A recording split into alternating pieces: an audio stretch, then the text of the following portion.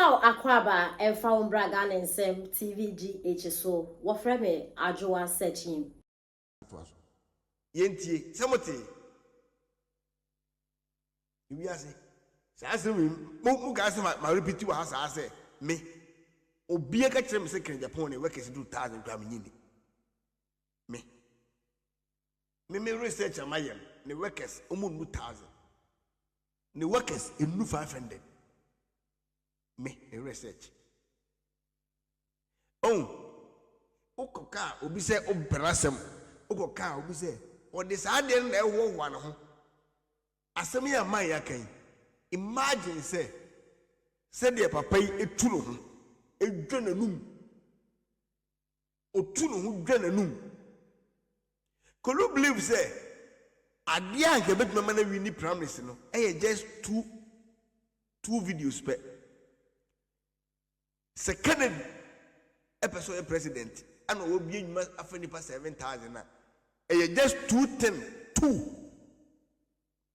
things can win everybody's heart. Two me treno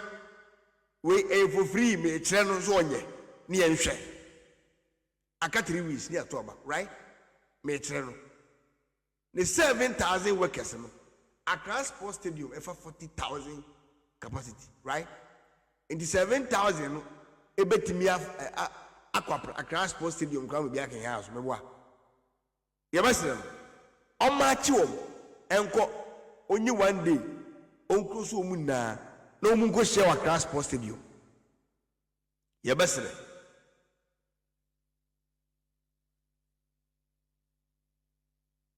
oh okay mate fakufia pe mate across sports stadium ni si hoyi na wabodwa onto sanfrega na fo ni esentrofo na me workers ni me nipa dodo a me employ omu na eni ni ahwe one thing second baby bia the company wo emu nipa bia on publish on the TV station already nyame adom ono wo TV station me boa delegate ye draw my attention ama hu say papa we or ye trofo me di me say si me bua ka che o plane say adwuma bie nu wa bia emu nipa kwaduru 100 and na adwuma na so bia bie nu ama me ka wa say China for ne take for odo wo ba na so we on collabo ni ade o was media no wa nemu eti onu akasa costo no onu atran na etu ka say wa gugu bebre adenti a no wo fa asefo ne nkofo wo gba no adi ni sikenti won de Ghana de o megmen fo bia mu da wo kai osoko ye ekua wo pese hia na ko ye ekua o nye mu da okoye o mu di ni wo kai so keka ni na onu ani krom ye so si factory any 1 year and close down otum esi ho so on fo bia enko edman esi den and otungunya work 7,000 challenge the trauma amount two options every day show na two o companies no o pon adwuma e just simple adwuma ne pon pe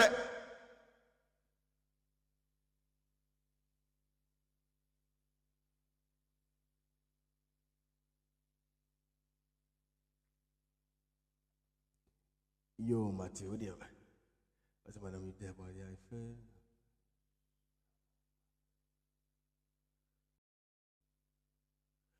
say adwuma no ombo adwuma near the camera si omuso kan Japan company of Yohan Weni enipa na apie no na video yi di so na nka mo ko eno enka yes nka ukura gallon eno ye more achievements ni say ukura emo ni anwa na she motuom na ukura intos na ukura ayi e ban say fork esem bakwa na stem mesem na wika ho na wo so ayi pompom na ukura we enka the easiest I remember gonna phone na hu say obi adwuma no say bubo adwuma ni din ye pon workers ni pon adwuma ye e tu nkrofo akọ interview na ye nya obi ti say kodwampon first sometimes what me obi na wo dwen say nipa we die utie ne life ne ade wo say oh nipa we di enka na dwe mu do but adekitu we bi no wa be useless no wa fall oni adwuma me sit delegate Kennedy Japan me adwuma bi of any pass 5,000 7,000 oni bi yes me see credit na adwuma apart from my costo in on warehouse so I still plan to say there was enyan dia we catch your plane take you only take you for take you we catch your plane enyan one about to scale dey just say ono na odo ba ana omo ye me see wo a wo se me boa me so oboa o se me boa wo a wo hwe me wo ye campfire on publishing document mra na edi na wo so a on publishing on TV so we dey say we dey bibia ende ya wakam obi ahu saa ayi one need center no pharmaceutical India for dia yen dia enye dia India for na ebesi oni ne one see the training me say o se me boa o na youth events na two on publish simple we police in town document in signed by one when he says any company no on publish in here also maguase on say last minute and asmato e wi ase yenti ya huye nwe enu musa on obra waye so aju ani so se jam ya amon maguase so aju ani so o pre dodo o pre Juma numsa na kojampo abetra ai nipa na motum koto man MPB na motum koto man doctor manu bamu mo me nche kojampo wo de odi nkwa so betime di watemu wo de menu ye age group betime di watemu utie kojampo so odi nkwa si asema meken mo asema kire papa ai nipa na mokoto bana man mo so mpese obedi president no musa se we bia adwuma aso agimi aswane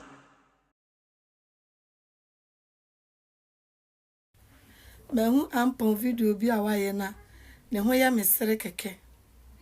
DMB on kasenti mu fi se woni mu nyansa na asesen ahobrase na owo enti na moka bibia no aye din oni anu enti mu fi se woni mu nyansa na ye ne edi na chi no ye na ye hu dia wa papa ni mu enti na edi na chi aye say 31st yen ye beto abama kan semienti a wo se ye to aba ne ma 31st na obenya flag bearer na so ko election 2028 na o wi ni kra ndc for be je fini se fi se nani emre ye de na to aba hu enka mo so ma ye president of Ghana da nyame fa ne kra nsie se de ne de pa na to aba ka menyi ni se prophet Mills betina be ye president e wo man na ya kwa 2028 don be chinchim ne sa agide a ene kana na ne de won chinchim ne za no wanyi na yentena fie se na ne din ya ko ha ya ho to kra nkwa ba bia idi mo me yentena se na mo fa kan mra se na ne din entu won chinchim ba mo yansa ye na nto aba no mpo na won gye no antena so no nkwahia do obehia no 2028 nim ka samienti ase o mie company nti enwo se ye to aba ma no ene kwa father spice ene kwa ku atin bra no medi anim ni enton Ghana no emfa ma wo mu mienu because ya ka mo companies wo mu twia enkofo ka dodo wo Ghana ha despite ne kwa ku atin na mo me fa Ghana no ni yehu se ba ko ba flag bearer na ba ko so running mate ama MPP ni akwada ya na nto aba no uwie so a no akwafa Ibrahim Mahama akoma ndc fo no ono so wadwuma owonwuma wafa nkrofo hotels akese nya owobi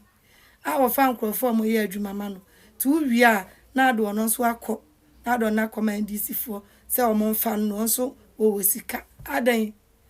DMB ne kasa no wonka so na adwuna da papa ni timu no se munimu a ka munyina ma beka ne ho ma bedi na chi na ka ma ya campaign na ma no na ye to aba awanya na watwemu se be ya obi ntimi meka se abosu nti ebe ya bloody ye twema so age Maluma something as for na kwashan kom say ye ya ban be blood ne ma ne blood you. Ye beto aba na mbehu figures pa ye be pie mu. Dia ba me abenya no kan krant mi mekasa say apan to ma na ye bloody. Na mo ba police station ne ato ya ba we ne ekofia. Omo ya yi sinkro fo we abato no so no. Na mo de bloody na ko mo so why. Ye de to ya ba wi e be fie. Na me kwa de ne sa ba ya ye beto minim se sanka nyame nhye ye nkom Ghana ha. Minim da se nkom hye no. Eba ma election ya edi anim ke 31st ya NPP fo nko an ekoto no kwa ne nyina delegate fo na yan delegate fo na ne ekoto aba obi ankom hye na mo eh enti NPP fo antena se be ye flag bearer 31st January ya enkamu nya nkom nhye wo Ghana ha ene amomo amho ai na mo nso ebi wo mo ho mo nso nyame abie manipa ma mahu bibi wo mo nso mo na mde bebre mo akire says the carry tutu even ye what control foreigners nko a ye betime contribute to €1 $1 £1 1 cedi each every month what diaspora na Ghana enko bisia biemu da na black mentality is very bad indeed obi en pese obi push ni nia ya ise kotokoko tuntum no tembia ni patuntum pese ni nia etra de otre obi en pese obi focus ro en na yes ah hari na ibrusu sambe retracting ebe pa NBC town esambe leading e parliament try so mbe boyi levy agu adiena na ye papa no they tried their best to destroy the levy and then Samija mfie kotasa amanemu a me metena ha me defend Samija mfi emeye damage control for so ase Samija mfi hu ete emeye bibim ema no e wo bre ono Samija mfi ye nsentrofo hye mu every 2 days bia no e wo yi levi hu hatta nenya ayidia Samija mfi di every day etra TV so ye nsentrofo hye mu against the time wo amia na ye no kre enya no kre. But when you made you might how many say Nipanakasa admit no. So there is no way say over him who say obey yabe defend there be defend. I say we both video in TV. Some media fit me tra national television so destroy Baumia. Come on. And now on no call say us me and say will be any munyam. My he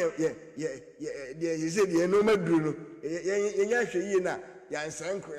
say will be because of he say former vice president Dr. Alhaji Mahamadu Bawumiantia NDC for Oma used the whole 1 year just to fix the exchange rate. Now me baba chro why Dr. Bawumiantia NDC for appear $10 billion. Ede agu economy no mu a de omo ya ne so de be ma cedi no abafam. Adentia if we say ade a omo ede aye campaign atia Bawumia sa ama even within NPP krampo no some presidential candidates aye de campaign atia Bawumia. If the fundamentals are weak, the exchange rate will expose you. This is the only strong idea omunimi say omodia campaign etia Bawumia since say Bawumia ne nanado ebedi aban no ana say eba aban mu from 2017 na awake ya momo. So omunimi say kiane ken Bawumia and a baye candidate ama NPP. Ain't no was say omuye bibia ede egu Bawumia animase. So that is why economy na atu forcing edi animu ewo mahama abamu a omo run no. That economy is called Bawumia obsessed economy. Omo attention na ne say Nanado efra baimu na dollar no to cedi no eye $1 is to 14 something Ghana cedi no. Omo bete swa omo attention nyina no. Enti omo ni mu say Nana do can say or the Baumia for the exchange rate about the fix it 8 years Baumia to me anya into omutimi ya obia omudeno bebe bia to compete against Baumia. No, they will win against a Baumia. And NPP4 don't make a mistake to change a Baumia because say as long as Baumia remains your flag bearer, omubeko swa anya pressure no, omo attention now to defeat Baumia on the exchange rate, and they know say omo defeat Baumia on the exchange rate.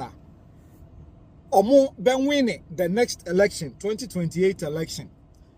and kokon kitinkete omo yesa kokon kitinkete aka, omo yesa 1 job 3 shifts 3 employees aka omo yesa big push ebeton suom ewo kwan mu omo yesa omo coding a program aton suom the mistake omo